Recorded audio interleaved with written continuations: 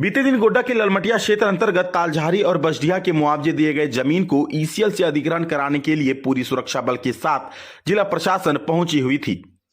इस दौरान कई तस्वीरें हमने आपको दिखाई, जिसमें एक ओर पुलिस प्रशासन पूरी सुरक्षा के पुख्ते इंतजाम के साथ ईसीएल को जमीन अधिग्रहण कराने के लिए पहुंची हुई थी, तो दूसरी ओर ग्रामीण अपने पारंपरिक हथियार लाठी, डंडे, भाले, तीर, धनुष, कुल्हाड़ी, कचिया एवं कई हथियार को लेकर तैनात थे और जमीन देने से मना कर रहे थे और प्रशासन को ईसीएल की जमीन पर काम करने से रोक रहे थे। लेकिन प्रशासन सिर्फ उसी जमीन पर सीमांकन करने के लिए पहुंची हुई थी जिस जमीन का मुआवजा ईसीएल ने बसडीहा और दूसरी ओर तालझारी मौजा के ग्रामीणों को दे दिया था। वहीं लगातार कल से ही भेरंडा व कुछ अन्य गांव के ग्रामीणों द्वारा बसडीहा की जमीन पर ईसीएल को सीमांकन करने से रोका जा रहा था, जिसको देखते हुए इस माहौल की आशंका में अनुमंडल प्रशासन द्वारा पहले ही उस क्षेत्र में धारा 144 लगा दिया गया था। वहीं बीते दिन इसका उल्लंघन करने पर अंचलाधिकारी बुआरी जोर द्वारा ललमटिया थाने में 18 नामजद व 400 अज्ञात लोगों पर धारा 144 के उल्लंघन का केस भी दर्ज कराया गया था। वहीं इस कार्रवाई के बीच कुछ न्यूज चैनलों में भी गलत खबर भी लगाई गई थी कि प्रशासन द्वारा जबरन गांव को खाली कराया जा रहा है।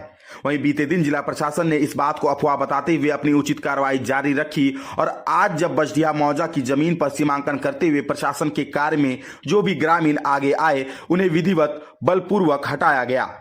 इस दौरान ग्रामीणों ने भी उल्टा प्रहार करते हुए पत्थरबाजी और तीरबाजी की, जिसमें कई पुलिस जवान भी गंभीर रूप से घायल हो गए, जिसमें पथरगामा इंस्पेक्टर मुकेश कुमार पांडे के हाथों में तीर लगी तो वहीं सब इंस्पेक्टर अमित अभिषेक के कंधों पर गंभीर चोट आई है। वहीं इस दौरान आईआरबी के जवान मनीष कुमार के हाथों में तीर लगी और कई आईआरबी के जवान को तीर से गंभीर जख्म हुए। चल रहा था और वो खंती ले था और खंती चला दिया, हम लोग ढाल से पकड़े हुए थे, चला दिया तो उसी में लग गया। ज्यादा चोट लगा है क्या? चोट लग गया है और सूजन हो गया है, फूल गया है। क्या चीज से लगा है? खंती से। आप लोग कितने लोग घायल? अभी तो कौन से कंपनी से भैया? रैप 5 है दुमका से। क्या नाम है? मुन्ना कुमार। हालांकि इस मशक्कत के बाद अंततः इस कार्रवाई पर प्रशासन और ईसीएल ने सफलता हासिल की और मुआवजे दिए गए जमीन पर सीमांकन कर खनन कार्य को शुरू किया गया। जमीन पर खुदाई शुरू कर दी है। कितना मुश्किल रहा ये पूरा प्रकरण?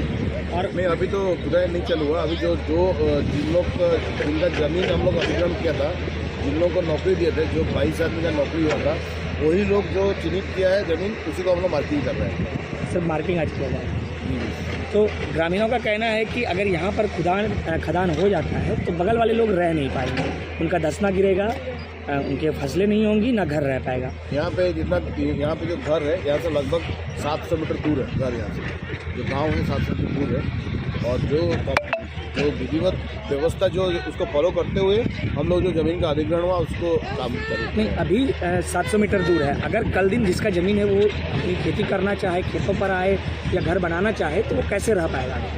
नहीं, देखिए, एक बार जमीन जो अधिग्रहण होता है उसके बाद तो उसमें खेती बाड़ी नहीं होता है। नहीं, बगल वाले माइन तो उसी से चालू होता है ना। जो बाकी जो हम लोग का कंपनी का जो व्यवस्था है उसको R&R पॉलिसी के तहत ज़मीन देना है, उसको हम लोग प्लॉट दे रहे हैं, 5 डिसमिल प्लॉट दे रहे हैं और उसका जो खेती का जो मुआवजा है उसका लगभग 60 लाख रुपया मुआवजा मिलता है एक ज़मीन का, एक एकड़ ज़मीन का।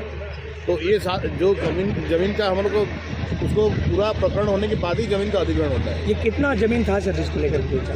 अभी जो तालझारी एरिया में हम लोग का 325 एकड़ ज़मीन है और जिसमें से हम लोग को 125 एकड़ का हम लोग का लोगों के साथ में जो लेन देन पूरा क्लियर हो गया है, नौकरी उसमें हो गया लोगों का, उसका कॉम्पेंसेशन मिल चुका है। उन्हीं लोगों से हम लोग बातचीत करके ज़मीन का अधिग्रहण स्टार्ट हुआ है। बगल के जो लोग हैं वो रो रहे हैं कि उनकी फसलें खत्म हो गई। 3 महीने प्रयास किया था कि फसलें पकेगी। फसल तो हम लोग खत्म नहीं होने देंगे।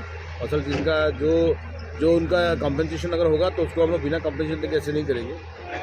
कोई जो विधि का बाहर जो होगा ऐसे कोई कार्यक्रम हम लोग नहीं करेंगे। हम लोग बाकायदा समझा बुझा के जो उनका जो प्राप्य होगा उसको हम लोग देख के ही करेंगे।